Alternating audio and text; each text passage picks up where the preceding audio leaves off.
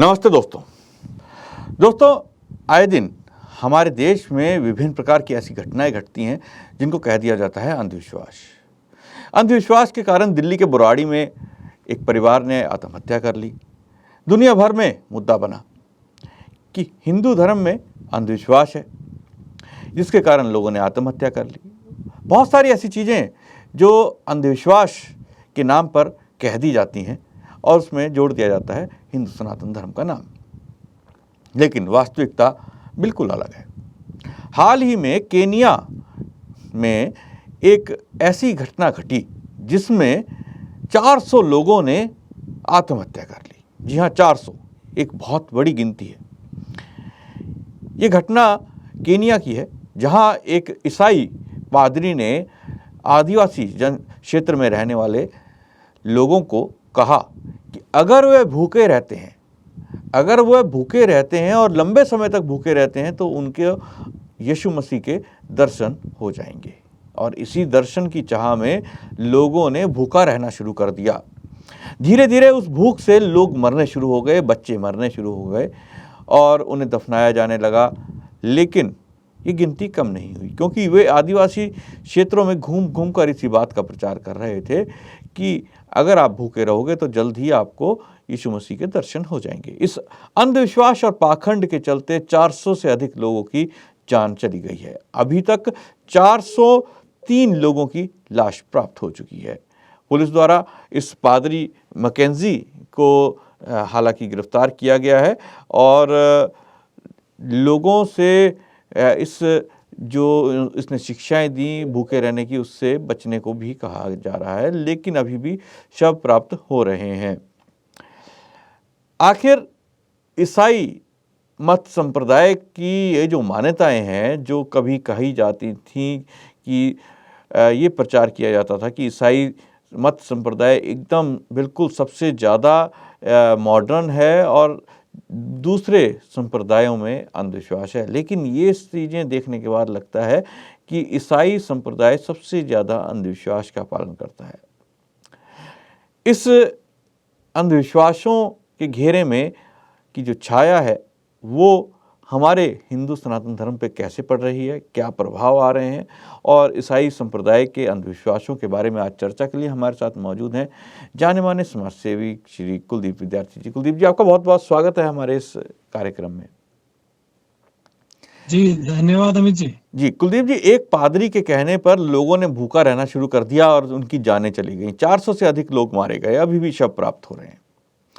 और कभी ये कहा जाता था, ये ईसाई मिशनरियों द्वारा आज भी कहा जाता है आदिवासी क्षेत्रों में, अफ्रीका में, भारत में, कि जो हम मानते हैं यानी सनातन सभ्यता के लोग जो अपनी मान्यताएं मानते हैं वो सब गलत है और ईसाई मिशनरियों द्वारा बताई गई चीज़ें बिल्कुल साइंटिफिक, बिल्कुल सही हैं और उसमें बिल्कुल पाखंड नहीं है। इस तरह की बातें करके वो मत परिवर्तन करते थे, लेकिन सच्चाई शायद इससे उलट है। थोड़ा सा आपसे जानना चाहेंगे कि वास्तविकता क्या है और किस तरह से इनकी ये झूठ का जो पाखंड है ये हमारे समाज में एक तरह से अभी घुन की तरह लग चुका है, ये सब जानना चाहेंगे।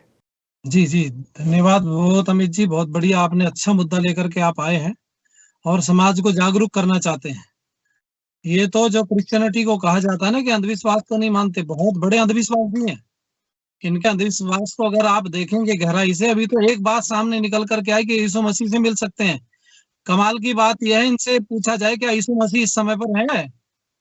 जो 2023 साल जिसको हो गए पहले हमारे यहाँ से संसार से जाए हुए, वो अभी भी जीवित है क्या? और अगर वो जीवित है तो किस तरह से है और कहाँ पर है? और दूसरी बात मैं कहूंगा उन लोगों से कि वो ईसा मसीह से मिलकर के करेंगे क्या? वो झूठ के बल पर उनका पूरा धर्म परिवर्तन करा गया था।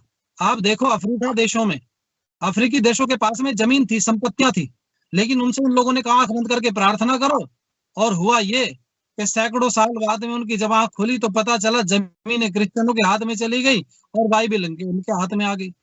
तो इन्होंने तो पूरा धर्मांतरण किया वहां पर और बर्बाद किया, और ये केवल वहां पर रहता तो ठीक है, ये दक्षिण अफ्रीका नहीं, ये भारत भी इसकी चपेट में आ रहा है। इतने बड़े अंधविश्वासी हैं, बुरी आत्मा, ऊपरी हवा, जादू टोने टोटके, गंदी हवा, इन सब की बात कह करके लोगों को, हमारे भोले भाले लोगों को बहकाते हैं। और भारत में ही मैं समझ रहा हूँ भारत में हजारों लोग दम तोड़ते हैं इनके चक्कर में, हजारों की बात कर रहा हूँ। ये 400 लोग केनिया में मरे भूख का शिकार होकर के, उसने कहा भूखे रहोगे। और वहां जो केनिया में बच्चों के जो मृत शरीर पाए गए हैं, उन शरीरों में देखने से ऐसा पता चल रहा है कि उनका किसी ने गला दबा करके मारा गया हो। तो ये बहुत बड़ी साजिश है, और ये साजिश साजिश की वजह से साजिशन ये सब पूरा का पूरा ये सब पूरा खेल करते हैं। अब इनका पासा उल्टा पड़ गया भूखे रह करके, नहीं तो उनको जबरदस्ती ये श्रद्धा का नाम ले करके और वो वास्ता दे करके धर्म का, और ये सभी काम इनके अंदर कर रहे हैं। जी जी बिल्कुल। भारत में किस प्रकार से अंधविश्वास फैला रहे हैं ईसाई मिशनरीज? भारत में जो व्यक्ति बीमार होता है उस बीमार व्यक्ति का इलाज नहीं करने देते। उस इलाज के नाम पर वो कहते हैं कि आप हमारे चंगाई सभा में आओ। चंगा जो शब्द है वो पंजाबी का वास्तव में, चंगा जो कहते हैं ना ठीक होने को कहते हैं, तो चंगाई ठीक होने के लिए एक प्रक्रिया, उसको चंगाई ये नाम देते हैं। तो भारत में जब व्यक्ति बीमार होता है तो उसको ये दवाई भी देते हैं, लेकिन उसका पूरा माइंड डाइवर्ट इसलिए किया जाता है कि भाई इस तरफ कर दिया जाता है कि तुम प्रार्थना से ठीक हुए हो, और जब प्रार्थना से ठीक हो सकते हो तो तुम फिर आगे भी इस जीवन में इसी को अपनाओ। यहाँ तो आपको आश्चर्य होगा, गरीब बस्तियों में जाकर के जिन लोगों के पास में आज व्यवस्था नहीं है, उन लोगों के पास में जा करके ये दवाई भी अच्छी देते हैं रोग पकड़ करके, और उसका फिर प्रार्थना करा के उसका पूरा माइंड प्रार्थना की तरफ डाइवर्ट कर दिया जाता है। और जो कोई व्यक्ति गरीब होता है, या किसी के घर में और दिक्कत परेशानी, किसी के संतान नहीं है, किसी के बच्चों का विवाह नहीं हो रहा, इनके पास टोटल सॉल्यूशन होता है, पूर्ण समाधान जिसको हम बोलते हैं। किसी के बच्चों का विवाह नहीं हो रहा तो उसका विवाह करा देते हैं, तो उसको धर्मांतरण करा दिया गया। कोई गरीब व्यक्ति है तो प्रार्थना के नाम पर उसके यहाँ पर चंगाई सभा लगाई जाएगी, और उसमें कुछ पैसे इकट्ठा हो जाएगा, उसको देकर लोगों को जो हमारी पहुंच से दूर है, कई बार हमारी पहुंच में नहीं आ पाते हैं, या हम लोग नहीं अपने धर्म के लोगों से मिल पाते हैं, उनसे मिलकर के उनको धर्मांतरित करते हैं। जी बिल्कुल। ये जो आपने धर्मांतरित करने की बात कही कि किस प्रकार से अंधविश्वास का सहारा लेकर ये धर्मांतरित करते हैं, कुलदीप जी आपसे जानना चाहेंगे, भारतीय सनातन हम जो जिस सभ्यता को मानते हैं, वेदों को मानते हैं, क्या वहाँ पर भी इस प्रकार की चीज़ें हैं जो ये बताते हैं कि भूत प्रेत पिशाच शैतान ये सब चीज़ें? क्योंकि जो भूतकाल में पुराने समय में इतिहास में हमने देखा है कि यूरोप में हजारों औरतों को, महिलाओं को, पुरुषों को इसी चीज़ों के नाम पर डायन, भूत प्रेत, पिशाच आदि अलग अलग तरह के नाम देकर उनको जिंदा जला दिया गया, उनको मार दिया गया यातनाएं देकर। और अब हम देखते हैं भारत में भी बहुत सारी जगहों पर डायन के नाम पर औरतों पे अत्याचार हो जाते हैं। तो क्या आपको लगता है कि ये सब चीज़ें उसी परिवेश से यहाँ आई हैं, उसी पंथ संप्रदाय की चीज़ें हमारे ऊपर आ रही हैं, लोग उसे मानने लगे हैं आंख बंद करके उन चीज़ों को, जबकि वो कोरा अंधविश्वास है? ये 18वीं शताब्दी में भारत में आए ये लोग, और आपको मैं बताना चाहूंगा पूरी जिम्मेवारी के साथ में, जब तक इनका भारत में प्रवेश नहीं हुआ था, भारत में भूत प्रेत सागनी पिशाचनी डाकनी ऊपरी हवा निचली हवा जादू टोने टोटके कुछ नहीं होता था। कमाल की बात यह, इन्होंने भारत में पदार्पण किया और तब से भारत के अंदर ये सारी चीजें आनी शुरू हुई। मतलब भारत विश्व गुरु था, लेकिन कमाल की बात यह थी कि विश्व गुरु पटखन ही खा गया, और इन लोगों ने आकर के अपने प्रोपेगेंडा भारत में फैलाना शुरू कर दिया। क्योंकि ये जन्म से अंधविश्वासी लोग हैं, ये जन्म से हैं। इनकी आप पुस्तक पढ़ेंगे, धार्मिक किताब अगर आप इनकी पढ़ेंगे, तो उसमें पूरा का पूरा सब यही दिया हुआ है, कैसे कर दिया, क्या कर दिया उसने, कैसे जादू से कर दिया, ये कर दिया, 40 दिन बाद में जिंदा हो गया, फसूली पर लटका हुआ। ऐसी ऐसी जो बातें, कपोल कल्पित बातें, सब उन्हीं की देन है। हमारे किसी भी धर्म ग्रंथ में या हमारे किसी ऐतिहासिक ग्रंथ में इन चीजों का कहीं कोई उल्लेख नहीं है। और मैं पूरी जिम्मेवारी से कह रहा हूँ, अंग्रेज के भारत में आने से पहले यहाँ कोई अंधविश्वास नहीं था। पूरा अंधविश्वास इन्होंने भारत के अंदर दिया, क्योंकि जो व्यक्ति निर्धन थे उनको ये अंधविश्वास में लेकर के आए, और उनका धर्मांतरण भी किया इन्होंने, और माइंड वॉश करके आज कमाल की बात यह है कि हमारे वाले जो लोग अगर थोड़ा बहुत किंचित मात्र मानते हैं भूत प्रेत, वो सब इन्हीं की वजह से मानते हैं। हमारे यहाँ किसी सनातन धर्म के किसी ग्रंथ में, ना उपनिषद में, ना दर्शन में, ना 6 शास्त्र में, ना वेद में, किसी पुस्तक में कहीं भी कोई अंधविश्वास का इस तरह का कोई स्थान नहीं है, या कहीं उनका कोई भूत प्रेत का कोई जिक्र नहीं है। ये जो आपने बात कही कि हमारे किसी भी धर्मशास्त्र में, ग्रंथ में भूत प्रेत का कोई स्थान नहीं, और 18वीं शताब्दी से पहले भारत के अंदर भूत प्रेत नामक कोई चीज़ नहीं थी, क्योंकि हम देखते हैं कि जो भी हम इतिहास पढ़ते हैं, कहीं भी इस बात का उल्लेख नहीं है कि किसी भी तरह का कोई भूत प्रेत, ऊपरी हवा, डाक, पिशाचनी, ये चीज़ें कहीं भी नहीं है। चाहे हम महाभारत पढ़ें, चाहे हम रामायण पढ़ें या अन्य कोई भी ग्रंथ पढ़ते हैं, उसके अंदर इस तरह का कोई उल्लेख नहीं है। वहाँ पर सीधा सीधा वेदों का उल्लेख है। लेकिन जिस प्रकार से अभी कुलदीप जी आपने बताया कि 18वीं शताब्दी में जब अंग्रेज़ यहाँ आए या ईसाई मिशनरीज़ भारत में प्रवेश किया, तो उन्होंने ये सब चीज़ें फैलाना आरंभ किया। अब आपसे अगला सवाल ये है कि आज किस तरह के नए पाखंड फैलाए जा रहे हैं? चंगाई के अलावा भी क्या किसी तरह के पाखंड इन ईसाई मिशनरियों द्वारा फैलाए जा रहे हैं, या किसी अन्य तरह के मत संप्रदाय के लोग हिंदुओं में? जो हॉस्पिटलों में लोग इनके जाते हैं ना इलाज कराने के नाम पर, वहां पर भी ननें आती हैं, वहां भी पादरी आता है और वहां यही कहता है कि देखो दवाई तो तुमने दुनिया भर की खा ली है, लेकिन आप प्रार्थना करो। वहां भी माइंड वॉश किया जाता है। स्कूलों में जाकर के धर्मांतरण कराया जा रहा है। वहां स्कूलों में प्रार्थना कराई जाती है और बच्चों को ये बोला जाता है कि आप ऐसे करके यूं करोगे, आप देखेंगे कि ऐसे एक ये निशान लोग करते हैं क्रॉस वाला, समझ गए आप? ये दोनों लगा करके ऐसे करते हैं और गले में क्रॉस टांगने के लिए बोलते हैं। आप गले में क्रॉस टांगोगे, आपकी परसेंटेज ज्यादा आ जाएगी, आप फेल नहीं होंगे, आपकी नौकरी लग जाएगी। हर तरह से जो क्षेत्र स्ट्रगल का है, जिस क्षेत्र में परिश्रम है, जिस क्षेत्र में मेहनत है, उस हर जगह पर इनके लोग खड़े होकर के पाखंड में धकेल रहे हैं भारत को। और वहां पर ये धर्मांतरण की आंधी एक ऐसी इन्होंने भारत के अंदर चला रखी है। जो मेहनत करनी चाहता है नौजवान, उस मेहनती व्यक्ति को कहते हैं कि ये गले में टांग लो या प्रार्थना कर लो, आपका सब सिलेक्शन हो जाएगा या आपका काम हो जाएगा। तो ये अनेकों तरीकों से भारत के अंदर धर्मांतरण आज कर रहे हैं जी। बिल्कुल कुलदीप जी, आपसे ये भी जानना चाहेंगे, क्या जो बाइबल है इसके अंदर अंधविश्वास कितने तरह के, मतलब किस तरह के अंधविश्वास बताए गए हैं, किस तरह के अंधविश्वास है, थोड़ा सा उसके बारे में जानकारी देंगे? मैं पहले अंधविश्वास का जिक्र कर रहा हूँ। सबसे पहले न्यू टेस्टामेंटल जो बुक इनकी छपी है, अभी ओल्ड टेस्टामेंटल एक अलग, एक न्यू टेस्टामेंटल। न्यू टेस्टामेंटल में जो पहले प्रश्न का तीसरा पैराग्राफ है, उसकी मैं चर्चा कर रहा हूँ, ध्यान देना जरा। वो कहते हैं कि जब यीशु मसीह का जन्म हुआ तो मरियम क्या है कि वो पवित्र, मतलब फरिश्ते आए और पवित्र आत्मा की तरफ से गर्भवती पाई गई, ऐसा वहां पर लिखा हुआ है। मैं एक बात पूछना चाहूंगा, ध्यान दीजिएगा जरा। क्या कोई स्त्री बिना पुरुष के गर्भवती हो सकती है? क्या फरिश्तों से कोई गर्भवती हो सकती है? तो सबसे पहली जो शुरुआत जहां से हो रही है, वो शुरुआत पाखंड से। पाखंड शब्द कुछ और नहीं है।